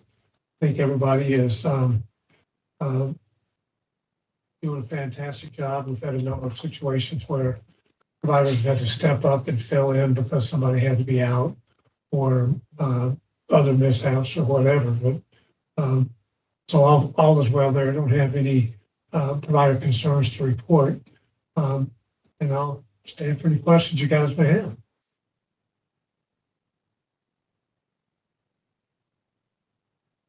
That's Quiet both group. of them, so Quiet I don't group have tonight. anything exciting to talk about. That Quiet means group things are going pretty tonight. well, so. I think everyone's tired, and A little bit. say it to your group as well. I'm appreciative of all the extra work and extra effort. So I'll I know it's a lot. relay that to them. I do have one question. Yes. I'm sorry. Sorry. For like the ER and the hospitalists that are coming in, like when are they coming? Do they show up the day before? Like, what does introduction into our organization look like for them? That's a good question. The timing is not exactly on our side, because we plan on them starting July 1st. The day before is a Monday, and the day before that is a Sunday.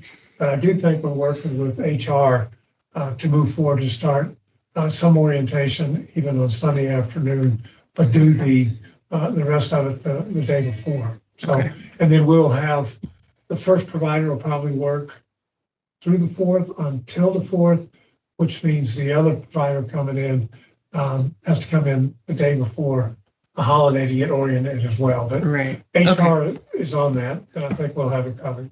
Okay. Thank you. It'd been nicer if we were open on a Wednesday instead of a Tuesday. I know. Why That's just the way it is. that didn't?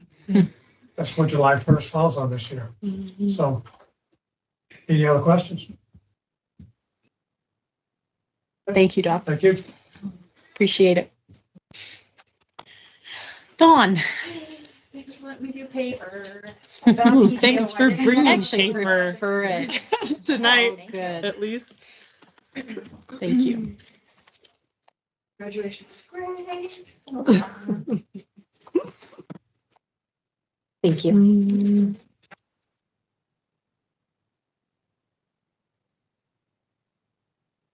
So it's a lot of fluff. I know it's thick, but it's fluff. Okay, so the first is, a letter from one of your scholarship recipients who will, on one hand, regrettably have to turn down the scholarship because she will not be attending school in Wyoming. So mother's a bit sad about that. She would have come and she wanted to address you during public comment, but she got called into work, and we all know how that goes. So thank you guys very much. Congratulations.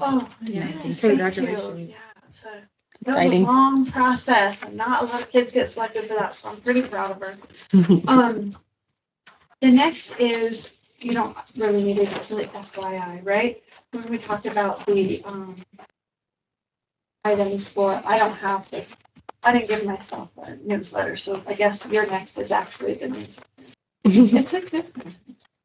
I'm gonna start trying to do a monthly, article for the families that kind of walk us through what's next in the news. In the move process, just so that they have something a little tangible for those who can't come. Our next family meeting is on the 12th, so that works out well. Okay, so then the next item is it's basically a table of on all the F tags. These are the survey items for your nursing home that we get surveyed on. Anything noted in red is important for you just to loosely be aware of, because those are called standard of cares. So if you get more than one deficiency in those are things where people can potentially, not people, the state can withhold your ability to accept new admissions. So you would, if you get cited in many of those, you want to pay attention to that as a board. I'll give you a report, obviously, at survey, so this is just be loosely aware. File it under T for trash, it's okay, but there's a lot. Will you check your other packets? I have one that's dated March of 2025. Just looking When's at the this bottom. April? What's this April? I noticed because But at any rate, it doesn't change. I have May. So the ones that say April, which is very weird because they all came on the same email. I'm not sure how that happened, but that's because the most recent update to the state operations manual takes effect on April 28th, or took effect April 28th. So there are some changes in the state operations manual. It's kind of what we're reading through in all of our spare time. Doc has been super helpful with that. Okay, so now into the actual stuff. I am very happy to report that reliance on travel staff reduced between March and April. We're down to one registered nurse from two, one LPN, which will actually, that contract ends at the end of this month.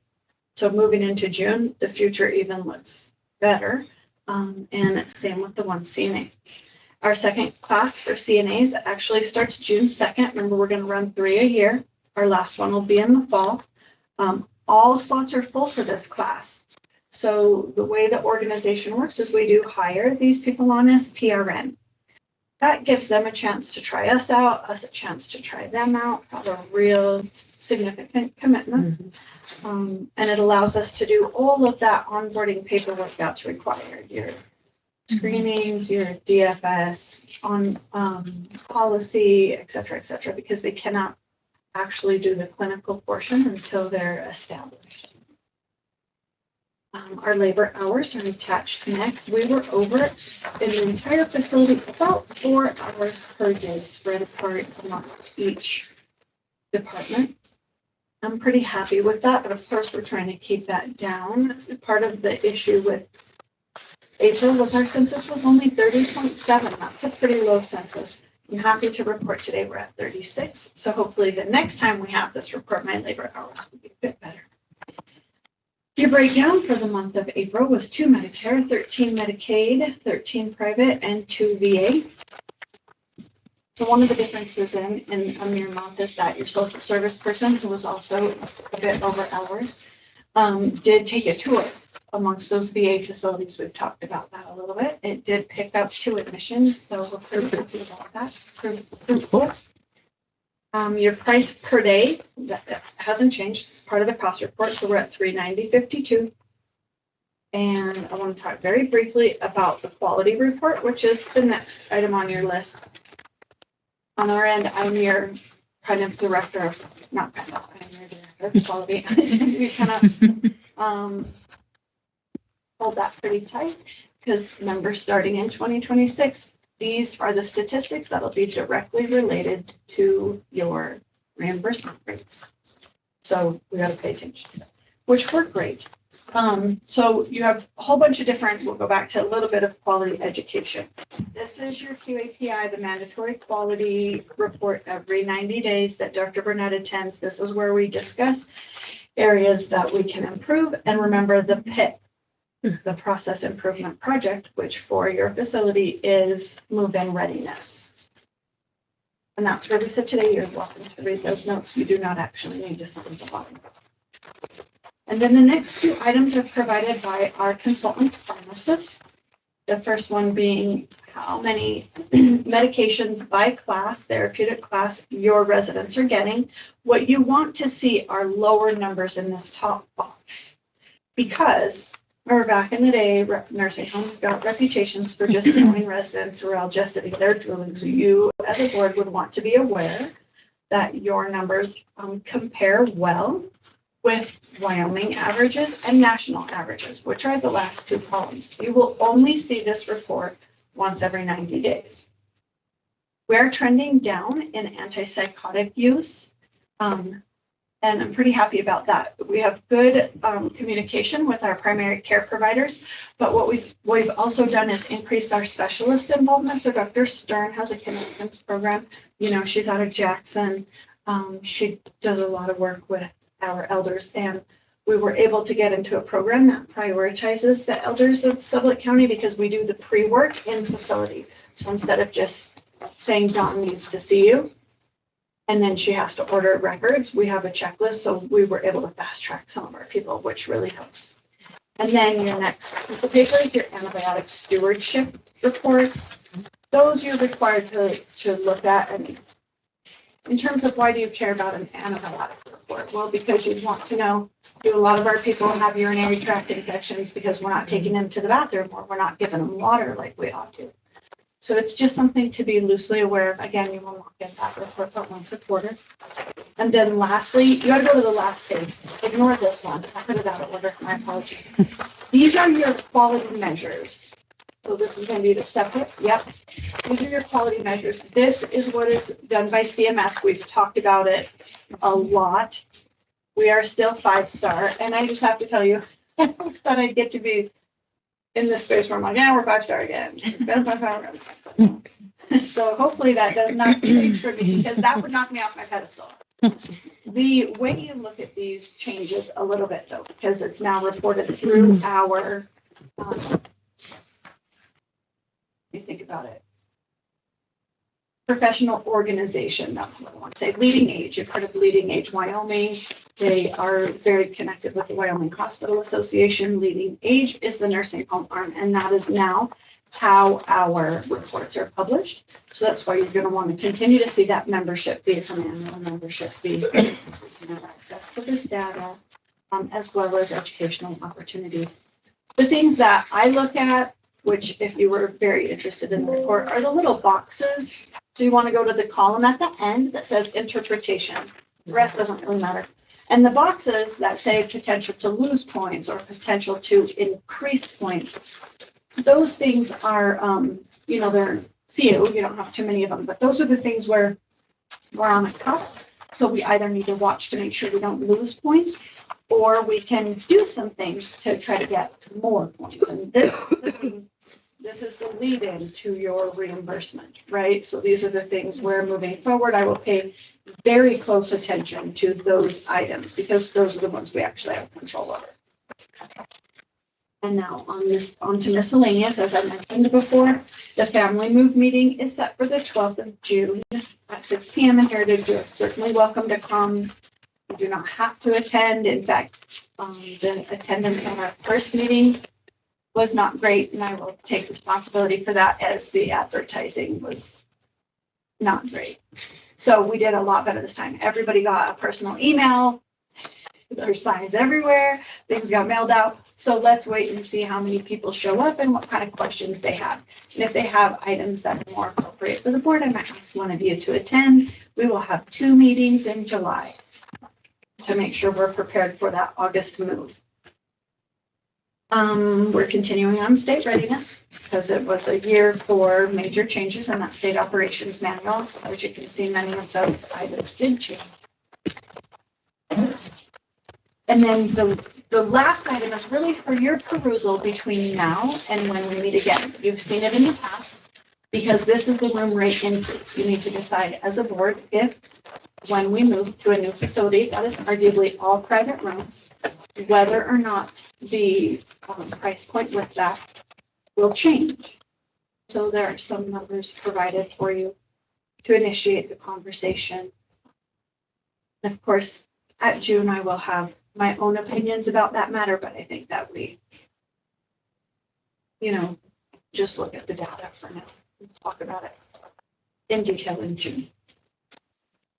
And again, so your room makeup is at the bottom there. You're going to have 4 semi-private rooms. We did keep some semi-private rooms because you'll have a space where you may have a husband and wife moved in together, and we wouldn't want them to have to be in 2 totally separate neighborhoods. At the same time, it is a very nice price point. Typically, those are lower priced.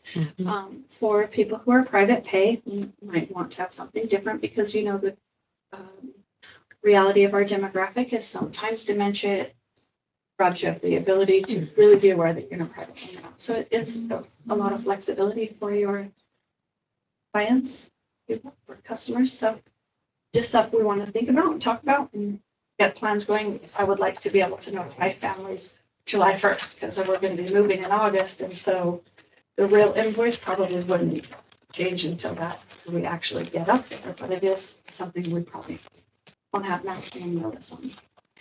Okay, well, after all of my blabbing, have you any questions? So the current Medicaid rate you have highlighted down here at the bottom, so that's a 10% increase that you're saying gets you to 3? Okay, yeah, so your current Medicaid rate, actually, I just got the notification, so it's down a little bit more. It's $281.50. And so what you want to avoid is having your private pay rate at or less than 10% of the Medicaid rate. You need that a little bit higher, right? Because, and I mean, this does kind of stand to reason, your state agencies do not want to pay more than private pay rate, right? Because it's specifically for people without means of resource. So you got to be careful about where you sit, and we have historically sat very close to that Medicaid rate. So that's why I advocated about 6 months ago that we need to increase, we need to do these regular increases. And as a board, I would like to see you, once we get on good track, to just build it into your process that every fiscal year or calendar year, however you choose, that we build that, because the cost of living is going up, cost of labor does go up, Social Security does go up. So, your government payers want to make sure that we're addressing our private pay rates as well. Okay. Thank you. Dawn, can you remind me the increase that we made as a board last time? Was it a 3%, if I recall correctly? Do you remember? I believe it was 3%. I don't believe, yes, it was 3% increase last time. Okay. Any questions for Dawn? Thank you, Dawn. Appreciate you. Yours as well. All right, Greg, CEO report. Even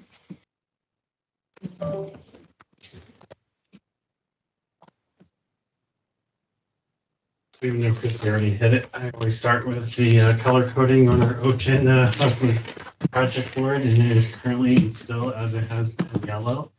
And as Christy mentioned, we continue to work through those issues and challenges as they arise. Our clinical readiness continues to be my number one area of concern and focus. Sherry Benander from Health Tech has been on site for the last 2 weeks working with her team. She's reviewing, doesn't got through them all yet, our policies and procedures and helping to identify gaps that we may have. In some instances, we have used guidance from other hospitals or that may not be current with today's regulations, or maybe we've misinterpreted the meeting. So she's helping us to correct those. We also have to align our thinking to a hospital and the rules that come with being a hospital. And so this means we have to let go of sometimes of some of the practices, maybe how we've done it in the clinic in the past, because it doesn't work in the hospital setting. So I really appreciate Sherry's insight and helping us work through these changes, and her efforts will be ongoing. Brett and the IT team have built out the network. So last month they just plugged it in. So as with the PO that we just approved, they're setting up that server infrastructure for the hospital. The new vStroke analyzer has been turned on and is being calibrated in the lab. And as has been mentioned, there's a MRI running in Pinedale, Wyoming. That's a massive milestone last week. Behind our many milestones is an immense amount of hard work and effort by our directors and their staff to ensure each moment happens according to plan. We're staging as much as possible to allow us to proceed to the next step as soon as that prior hurdle is cleared. For example, as we talked earlier, we have everything ready to submit for our hospital license. I've spoken with Tammy Schmidt at our state licensing department to be sure our hospital license is ready to go as soon as she receives that construction clearance. We're now turning our attention to the critical access license, that process we went through earlier, and preparing the necessary filings so our critical access hospital application can proceed when we have that PPS Medicare account open with Noridian. Don't know exactly where Murphy is going to strike, but it will. And so our leadership team is ready for those challenges. Happy to answer any questions. You're starting the command center, so it's called the Yes. 15th of My plan is June. 2 weeks before open. Yeah. Okay. And is that, I guess, at least starting then staff like just on day shift? Correct. Okay. Yeah. About July 1, is it? We'll go Still 24 20. when the hospital. At least for the first couple of days, everyone's trying to Yeah, talk me see into how it it. goes. But, you know, and that's where we don't know where the proverbial Murphy is going to strike. And Absolutely. so that way we can respond to it in real time. It's important. Okay. Okay. Any further questions? Thank you, Greg. So I just have one, like, what are we doing to educate the public on like opening on day one? Like, where do people go? What do they? Carrie has a marketing plan called Which Door. Mhm, And okay. so we'll be rolling that out. I'll proceed with that education. Okay. What does that look like? Like, where all is that going? Just if you want me to answer. Explaining routine, emergent, and urgent. So which door of the facility should you use?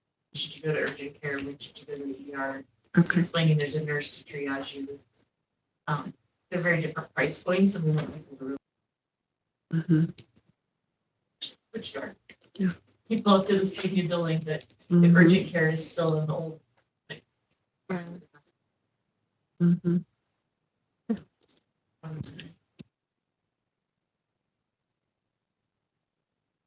Thank you. All right, that's us at the end of our leadership reports and into old business. The first item of old business is approval of payroll and bills. I don't know if everyone can still access or yet access. Check register. Can you get on? You get him? You good? Okay. Well, that's right. Thank you. Good old paper. I would move to approve payroll and bills for the month of April 2025 in the amount of $3,885,898.86. Motion by Kenda. Thank you, Kenda. Madam Chair, I'll second. Thank you, Taylor. Motion and a second. Are there any questions about any of the charges or concerns? Okay, all in favor, please signify so. Aye. Any opposed? Motion carries. We have 4 with the removal of the one invoices that need approved outside of the normal. They are for Mueller Law, Impeccable, Scaled Data, and Rocky Mountain Power. Can you give me any background on the Rocky Mountain Power invoice, Greg, by chance? It's not one we typically see, and I was trying to figure out as I was studying this if it was rates have gone up. I know that went. I want to say rates. I think it's in that, and they combined multiple. all of the facilities. Mhm. The support has a $5,000 one, $18,000 one. And so Okay. because of the check being over 20,000. I was assuming that it was just all those things in combination, but I didn't know if there was an event or something in particular that led to the significant increase. Okay.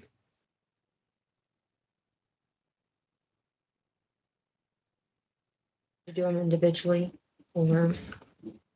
You can do one motion that includes all 4.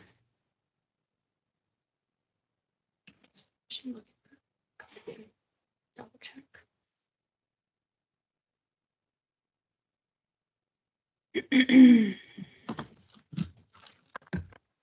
Does anyone have questions about the invoices before we go any further?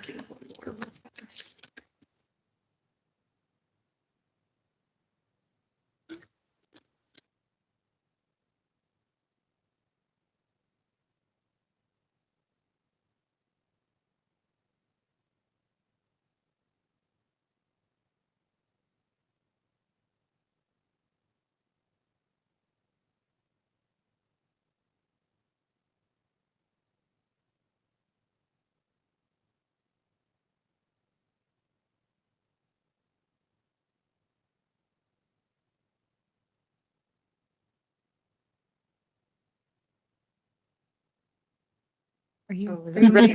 No, I was about someone- to, but No, go ahead. I would move to approve the invoices to be paid for Mueller Law, Impeccable, Scale Data, Health, and Rocky Mountain Power. Thank you, Taylor. We have a motion on the table. I'll second. Thank you, Kenda. Motion and a second. Any further comments or questions from the group? All in favor, please say aye. Aye. Any opposed? Motion carries. All right, next item is new business, and the first item under new business on the agenda is the budget resolution. Resolution of intent for fiscal year 2025. This is resolution number 8-2025. And our first review and resolution. Does anyone have any questions about the proposed budget? I know it looks a lot different than previous years. Right. I'm like, So growing pains.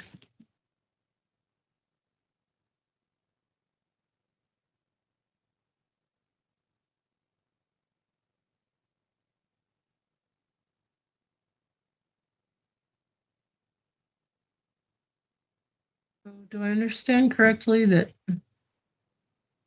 that does include adding to reserves? That is correct. It's depreciation that the state doesn't recognize. So accounting Gatsby, it's 126,000 in profit, but the depreciation's taken out of that, so that's why it shows up as adding to reserve. Okay.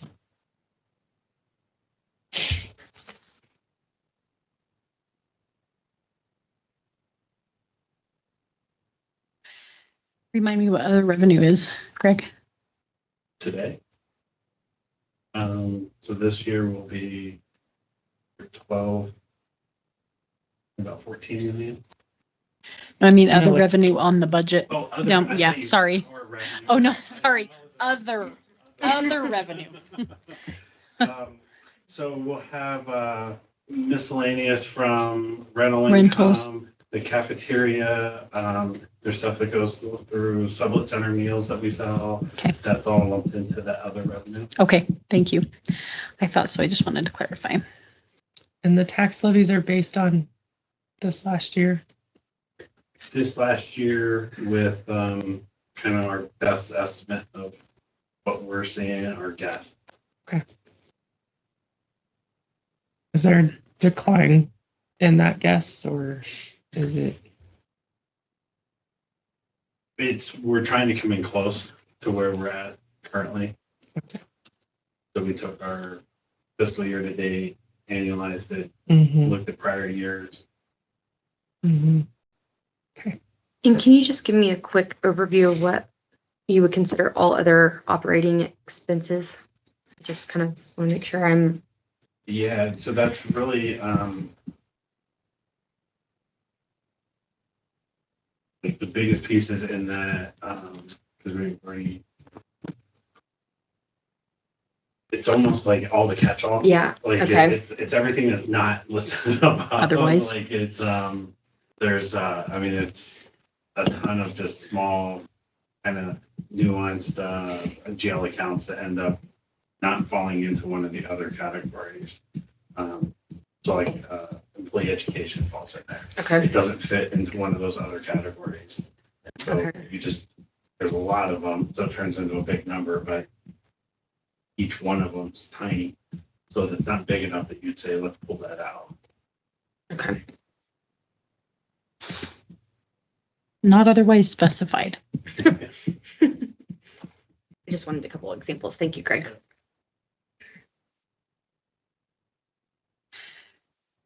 Any other questions from the board? Good.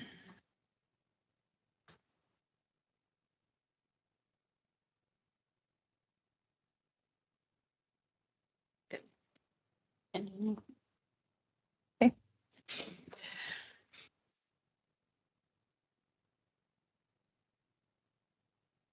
Is anyone willing to make a motion to move forward? Would make a motion to approve resolution of intent number 8-2025. Okay, we have a motion on the table. Thank you, Ashley. I'll second. We have 2 seconds. I think Kendra spoke a little bit faster, Yeah. so what the minutes show. We have motion and a second. Any further discussion from the board? All right, all in favor of the motion on the table to approve resolution of intent 8-2025, please say aye. Aye. Any opposed? Motion carries. Thank you, Greg. And Michelle, will work. We have no FOIA requests to report at this time. And the other item that I did add at the beginning of the meeting was the pay app consent to approve. We probably will have a meeting next week. If you guys would prefer to wait, I can try to have the prepared pay app, but we are about a week behind on receipt of invoice this week. So I know there is a kind of a rush to get this one prepared. And so I will totally leave it up to you guys if you are okay with my signing it upon receipt, or if you want to wait and see it, that's okay too. I think we're meeting frequently enough that it won't be a problem either way. So it's up to the board. Yeah, me too. Okay. Do you want to make a I motion? would make a motion that we authorize Chair Hoffman to sign and submit the May pay app once received. Thank you, Ashley. We have a motion. I'll second. Thank you, Kenda. Motion and a second. Any questions or concerns? Okay. All in favor, please signify so. Aye. Any opposed? All right, motion carries. That puts us at the end of our business portion of the meeting. We have several items regarding personnel and legal advisement that we need to discuss in executive session. So at this point in the meeting, I would ask for a motion to enter into executive session. I would make a motion to enter into executive session to discuss personnel, real estate contracts, and legal. Thank you, Ashley. I'll second. We have a motion and a second. All in favor, please signify so. Aye. Aye. Any opposed? Motion carries. Thank you. Thanks, everyone. Please. You might get lucky. Everybody else was like, yeah, we're out of here. But you